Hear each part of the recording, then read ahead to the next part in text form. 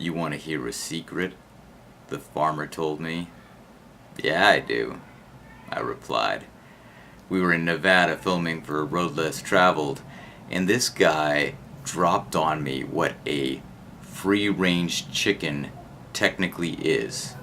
This chicken is raised in infancy in the coop, confined, contained, and in adolescence, a trap door is slid open that leads out to a courtyard where that chicken can walk out and technically be under a fenced-in open sky. But here's the thing.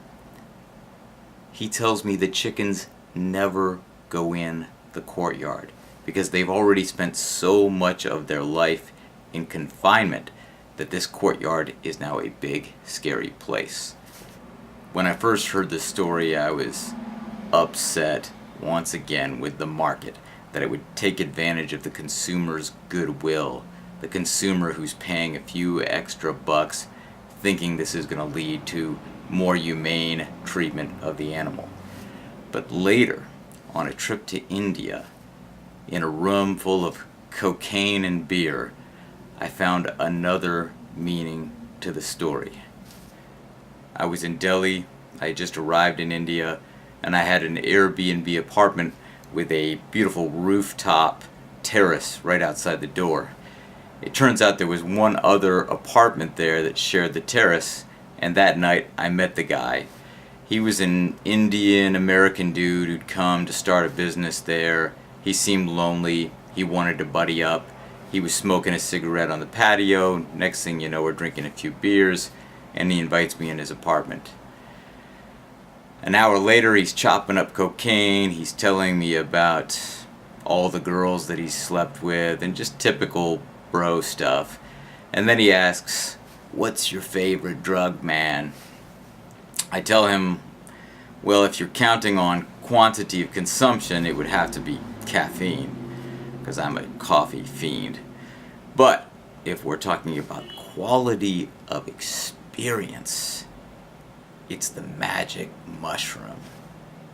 "Tell me about the magic mushrooms," he said excitedly.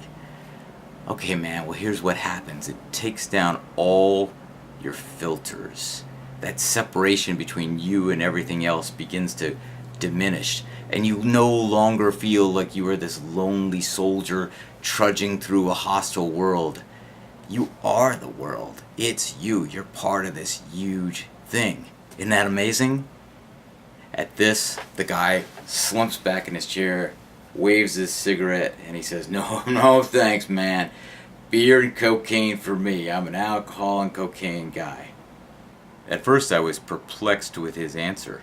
Who would not be stoked about this possibility? It's like embarking on a grand adventure, putting on a pair of glasses that allow you to see into another dimension that was always there. Who wouldn't want to put on those glasses? You see, what I was really telling him is that a door will appear, and you'll be nudged through it, outside of the coop. And for the first time in your life, you'll be standing underneath an open sky. How many people in the world right at this instant are drinking booze and watching sports or mainstream entertainment? And how many are in meditation retreats, reading a spiritual book, out in nature contemplating their life, or in ayahuasca ceremony? The difference is staggering. Why? Because mindless entertainment and intoxication makes you comfortable in the coop, and a spiritual path leads to the exit.